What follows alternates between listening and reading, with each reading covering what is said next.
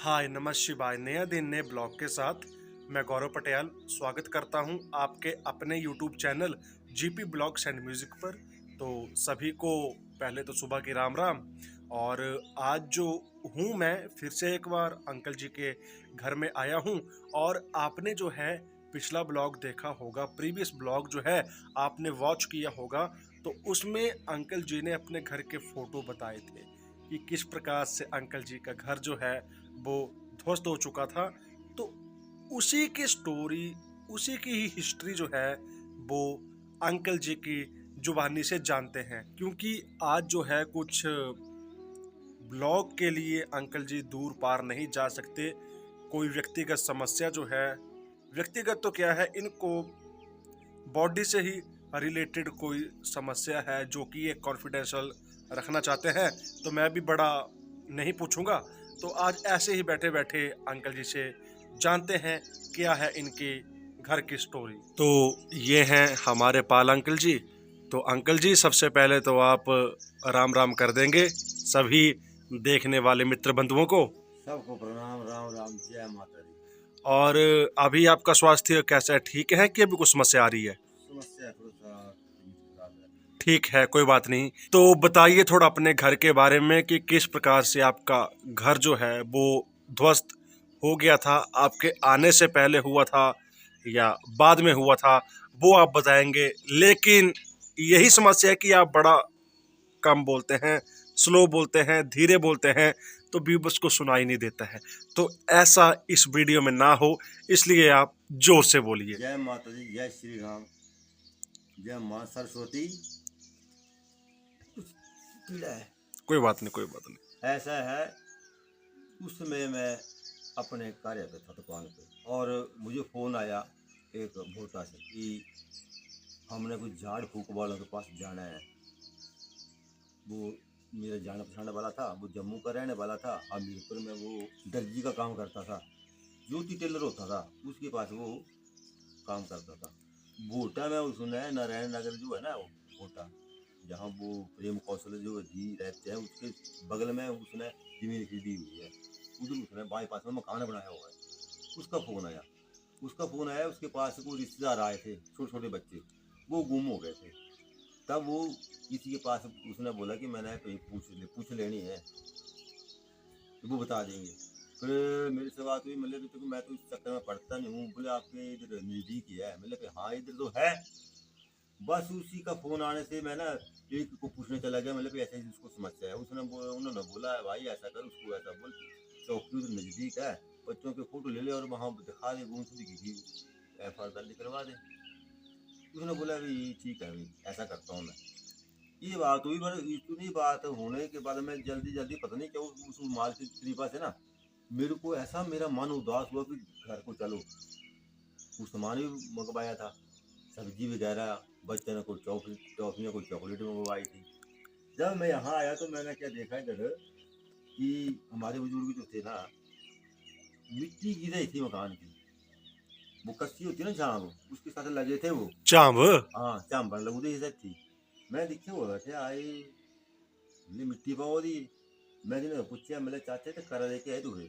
बोले थी जरा मिट्टी पूरी, बोले चिका लगनी। तो उन्होंने बोला कि मिट्टी गिर रही है। मैंने मिट्टी कैसे गिर रही है?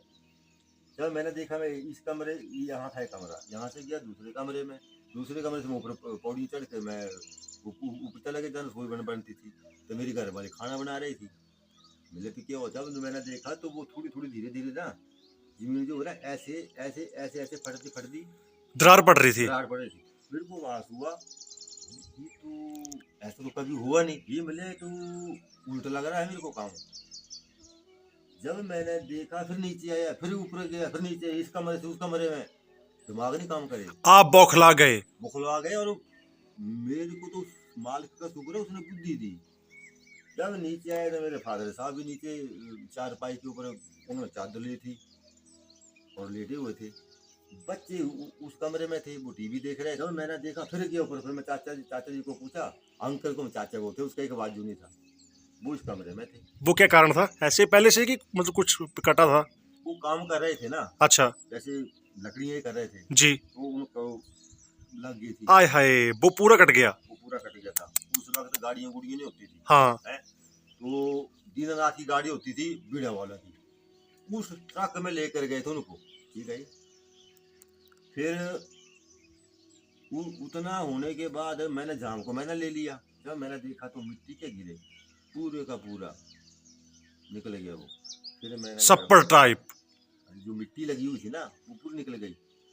फिर मैं ऊपर गया, घर वाले को मैंने थोड़ा सा उसको डांटा भी, भाई तुम क्या करे, बोले खाना वाना सारा दिन मैंने काम किया है। मैंने अरे जीव तो बचेंगे तो खाना खाएंगे, गांव वाले हमारे बहुत बढ़िया है इधर, वो भी खिला देंगे खाना, हाँ। हम बच जाएंगे। तो फादर साहब को मैंने बोला निकलो। बोले यार तू क्या बोल रहा है, बोले ऐसे ऐसे हमें आराम करने दे, तू हमें घर से निकाल रहा है। मैंने बोला मैं नहीं आपको निकाल रहा हूँ, आप निकलो हम मर जाएंगे इधर। बोले तू क्या ऊपर वाले ने भेजा तेरे को इधर, बोले तो साथ है, बोले तू पूछा लेनी है, बोले फिर जानना है कहीं। मैं कुछ नहीं बोला उनको। फिर थोड़ा सा मैंने गुस्से हो गया उनको भी, और चाचा को मैंने बाजू से पकड़ा और गुस्से से बोला बाहर निकाल दिया। वो बाहर बरामदा में है, इधर बरामदे में बैठ गए। वैसे मैंने फादर साहब के साथ किया, वैसे मैंने घर वाली के साथ किया। मदर थी, वो मदर पता नहीं कहाँ थी, तो इस कमरे में थी, उस कमरे में थी। बस इतना करने के बाद इस कमरे में जो था सारा सामान, लकड़ी भी रखी हुई थी, इमारती लकड़ी, और सारा सामान कपड़ा कुपड़ा जो भी था, है ना, कुछ 5-10 रुपये भी होने होंगे, नहीं इतने के तो होंगे ने माड़े मोटे। और 5-10 तो नहीं होने तो मत है पर। चलो वो बस है। उस इसके बाद जैसे मैंने सामान निकाला पूरे का पूरा, इस कमरे में जो था 2 बकरियां थी और एक एक एक भैंस थी।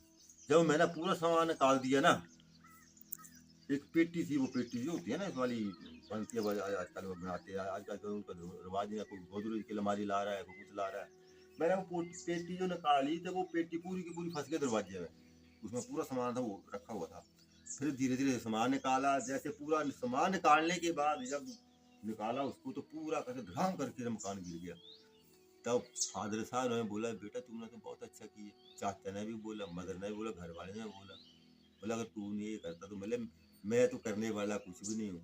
फिर मुझे याद आई, मैंने एक बार वक्त फिल्म देखी थी जब छोटे छोटे थे। जो स्कूल है ना हमारा, जो बीके की दुकान नहीं है, गवर्नमेंट सीनियर सेकेंडरी स्कूल, अभी तो बना तो पहले है तो मैट्रिक ही होती थी ना, तो हम भी इसी स्कूल में पढ़े हुए हैं।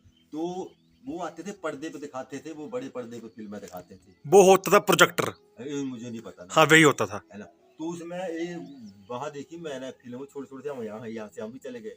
तो वक्त वक्त तो एक्टर कौन था उसमें? उसमें सुनील दत्त भी था मेरे हिसाब से। तो अब तो याद नहीं आ रहा है ना। तो उसमें उसका नाम था, उसको बोलते कदेरनाथ। बोले कदेरनाथ, बोले वक्त को मत भूल, वक्त याद रख। बोले पता नहीं वो कोई गया हुआ किसी के पास है ना, उसके पास मांगने गया कि क्या करने गया। तो कई बार उस फिल्म का भी मुझे, जब मेरा मकान गिरा तो उस फिल्म का मुझे दृश्य याद आ जाता। तो आप बहुत रोए होंगे है ना सभी? अब दुख तो होता ही है। दुख तो होता ही है।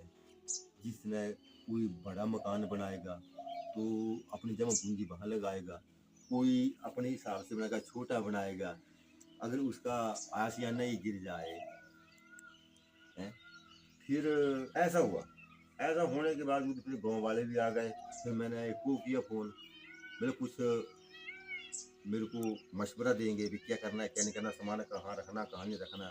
फिर मैंने फ़ोन किया तो उन्होंने बोला ऐसा कर, आप पटवारी के पास जाओ, उनको भी मौके की स्थिति बताओ। फिर मैंने बोला जब कुदरत का ही कह रहा है तो पटवारी भी क्या करेगा, है क्या करेगा।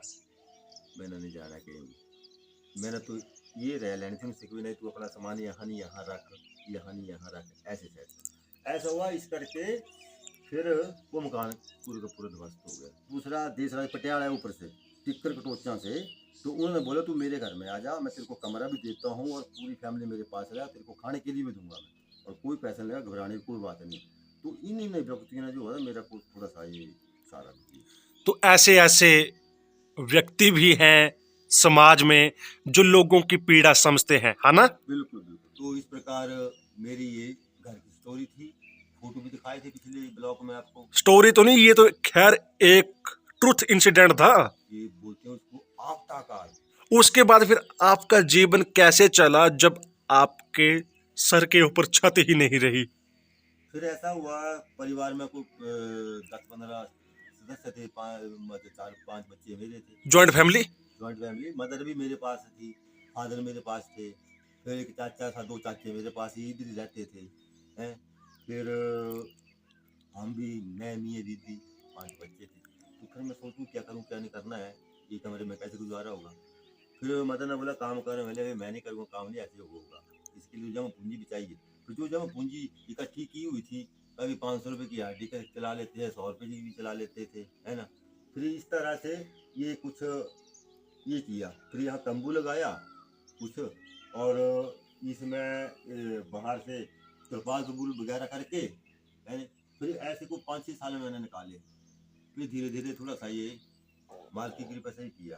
कुछ इस प्रकार का इतिहास, ट्रुथ इंसिडेंट, सत्य घटना जो है वो अंकल जी ने आप सभी के समक्ष रखी।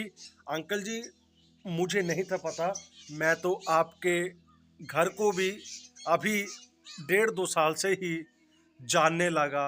आपको तो खैर मैं जानता था, लेकिन ये नहीं था पता कि आपका घर कहाँ है। जब से ये ना साइड में रोड निकला है ना, तब से हम यहाँ वॉक करने आते, तब लगा पता कि अंकल जी का घर ये है। ये तो अभी आने वाले, जब मैंने आपको पिछला ब्लॉग डाला था ना, 1 ही महीना हुआ मुझे पता लगे कि अंकल जी का घर पुराना भी था और वो गिर चुका था। हमें कहाँ पता होता, अभी 2 साल तो हुए मुझे यहाँ देखे हुए। अच्छा, तो बताएंगे कुछ सुविचार? सुविचार इतना तो बड़े ज्ञानी हम है नहीं, है?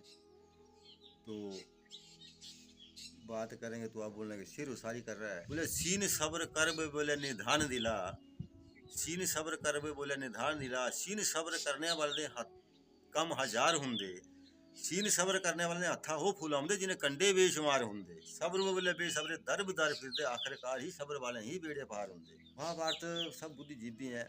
बोले भी सीन सब्र करने का, अपने सीन सब्र कर बोले निधान लेना, तसल्ली रख, उस प्रभु के ऊपर भरोसा रख, मेहनत करेंगे, कड़ी मेहनत करेंगे तो अच्छा फल मिलेगा। तो कुछ इस प्रकार से सारे का सारा वीडियो ब्लॉग रहा। अगर आपको पसंद आए तो इसे like, share, comment and subscribe जरूर करें। धन्यवाद। जय भोले शंकर, जय माता काली, लेट्स रॉक।